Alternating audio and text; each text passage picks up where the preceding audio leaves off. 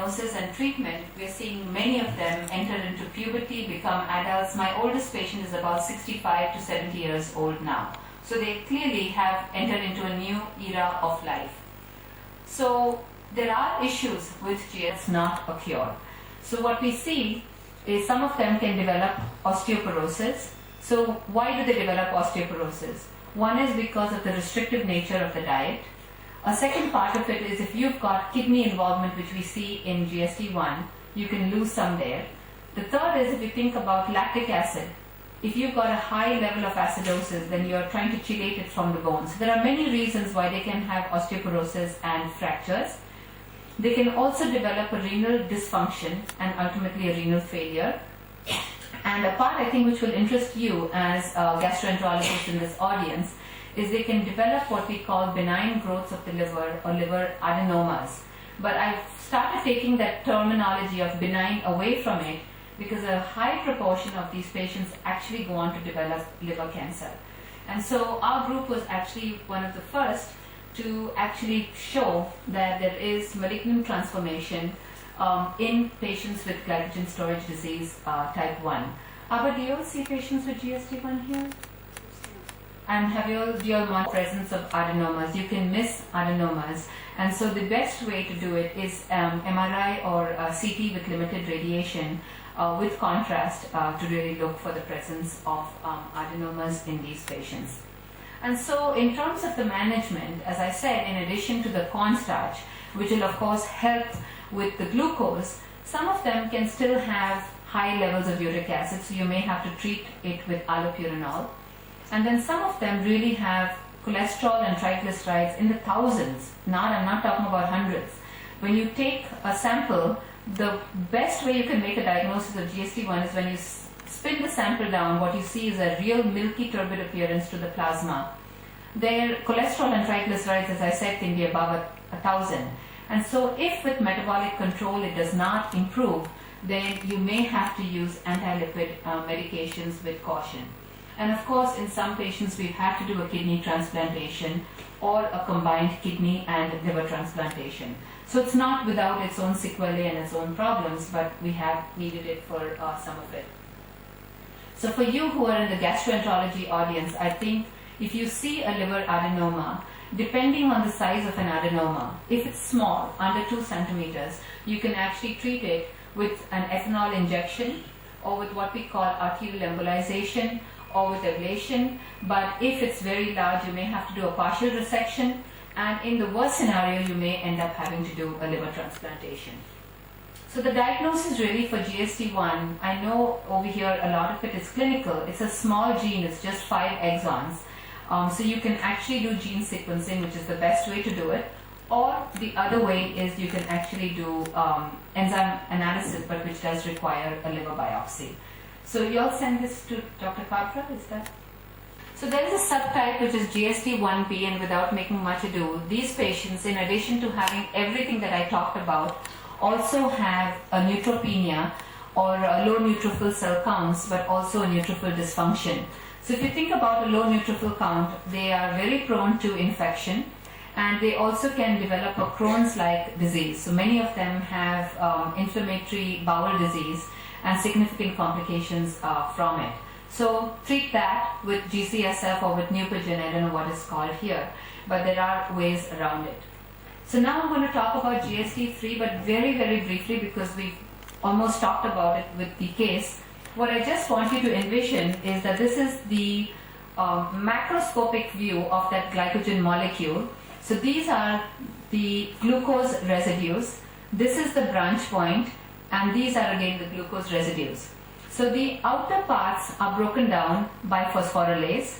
So this is what phosphorylase does, and so what you're left behind with is now this long glucose polymer, the branch point, and a short outer branch. So if you're missing the enzyme for type 3 or debranching enzyme, this is the kind of structure you're stuck with, because what debranching enzyme does is it has 2 components. One is what we call the transferase. So it takes this and moves it to the long chain of glycogen, and then the second part of it is the branch point that it breaks down. So if you're missing this enzyme, right? What you're stuck with is a structure that's something like this. So just think about it. So you've got an abnormal structure of the glycogen and a significant issue from it. So this is just once again showing you the pathway, and the subtypes, as I told you earlier, is type 3A, which is the most common, and this has deficiency in both the liver and in the muscle, and type 3B has primarily involvement of the liver. So it's important to figure it out because your whole management strategy becomes quite different. For instance, if this little boy did not have muscle involvement, you can focus on the liver, and he can not have as much restriction because our heart in this child would be normal. The part to remember also for why it's important to know type 3A versus type 3B is from a standpoint that you may need mutations to confirm this. So a normal CPK does not exclude a diagnosis of type 3A. And that has to be remembered because very often we get reports from a physician saying, oh, this is type 3B because the CPK was normal. The CPK can be normal for years and years to come and then start to show with an elevation, and the child has the significant issues. And the reason is, as we're understanding more about the heart issues in glycogen storage disease type 3, to me that's the most important part for sudden death. The liver failure is still secondary. You can watch for it, you can correct it, you can look out for it. It's the cardiac conduction defects. We've had many children now with GST type 3 who've just died suddenly following an exercise or following a run or things like that. So really keep that one in mind. So as I said, the presentation is highly variable. They have enlargement of the liver. They have hypoglycemia similar to type 1. They have an increase in the lipids. The difference here is the increase in the liver enzymes. We talked about it. You do not see an increase in liver enzymes in type 1. And then you can have the presence of cardiac involvement and or muscle involvement, or even if you're type 3A, you may never have the myopathy. You may just have the cardiomyopathy. It's a highly variable condition. And so I think the way to figure it out is the lack of lactic acidosis, the lack of a significant hyperuricemia, and the other part is a normal glucagon response, and the presence of an increase in AST and ALT, I think all help one to say that this is moving in the direction of type 3 and less from a direction of type 1.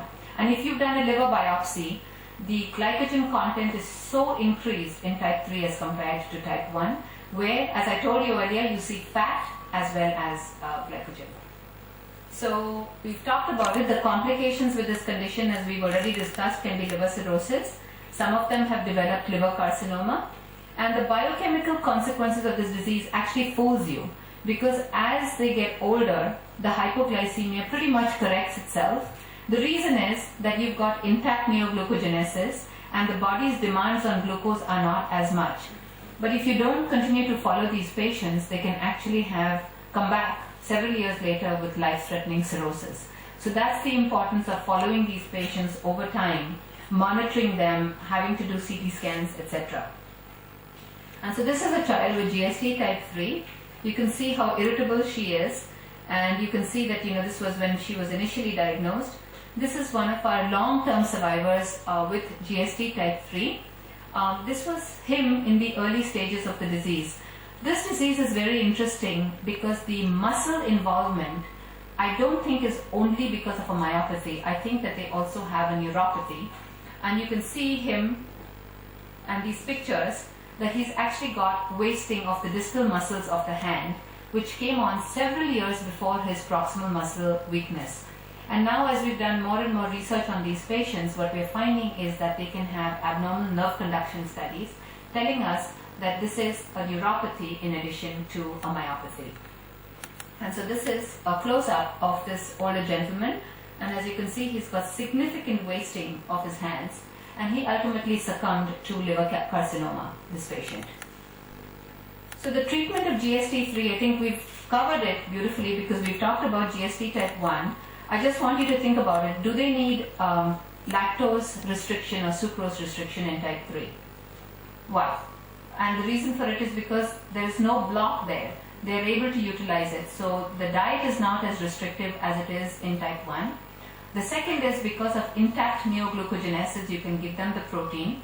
And so that these children really have a much better quality of life from the standpoint of less of cornstarch needs, because they've got alternative pathways, they've got intactness of the phosphorylase enzyme. And in them, you do need physical therapy for some, and a liver transplantation in some situations if it's end-stage liver cirrhosis. Once again, the liver transplant will not fix the problem of the muscle disease in these patients, and some of them have required heart transplant to allow them to proceed.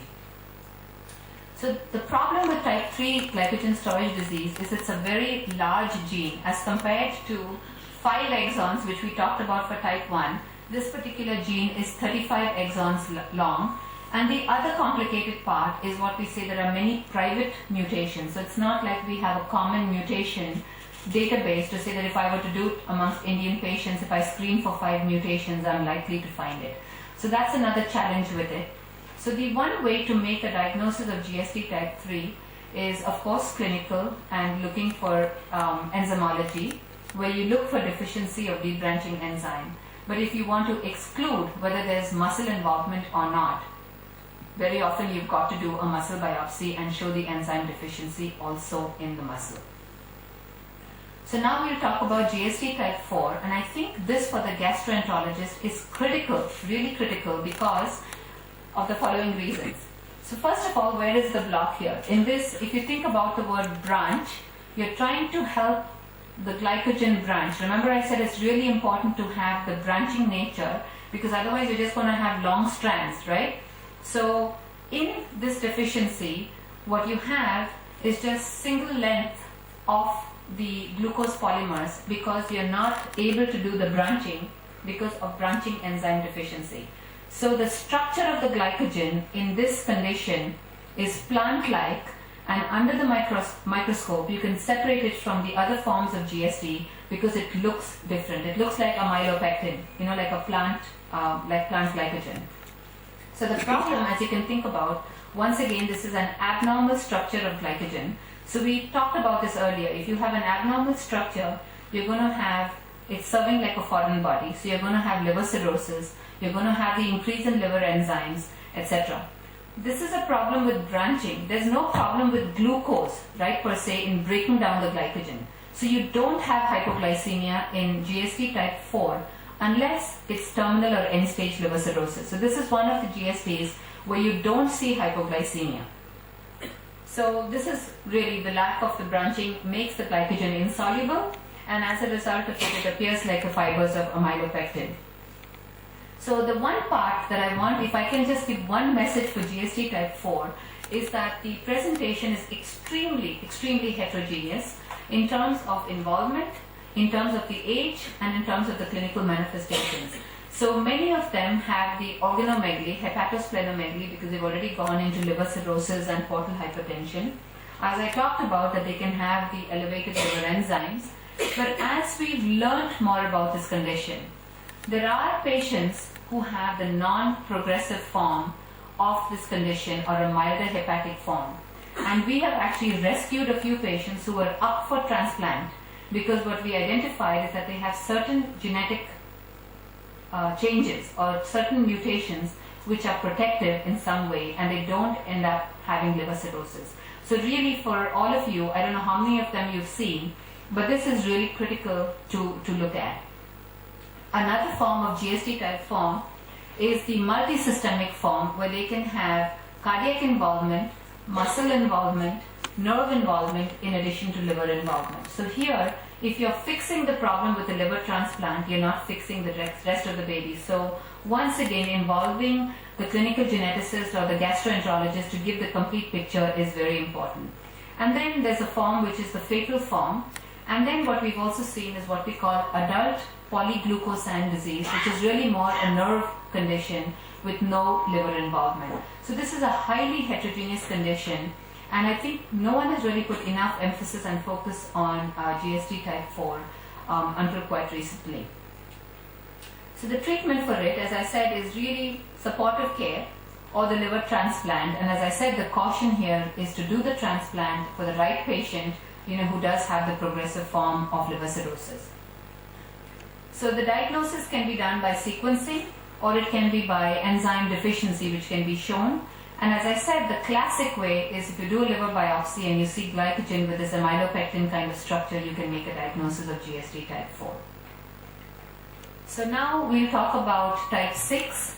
And once again, I want you to think about what I talked about, phosphorylase.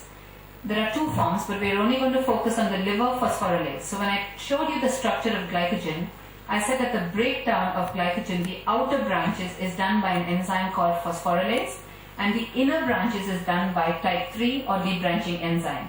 So now if you have phosphorylase deficiency, you're not going to be able to break the outer branches of glycogen, but the debranching enzyme can supplement and can help you out. So once again, you have intact neoglucogenesis, so you can use a high protein diet in these patients.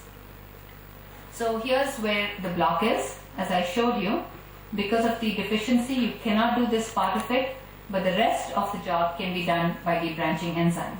So this has been historically written as a benign condition. We are guilty in our textbook chapters where we talk about it, but clearly there are some very, very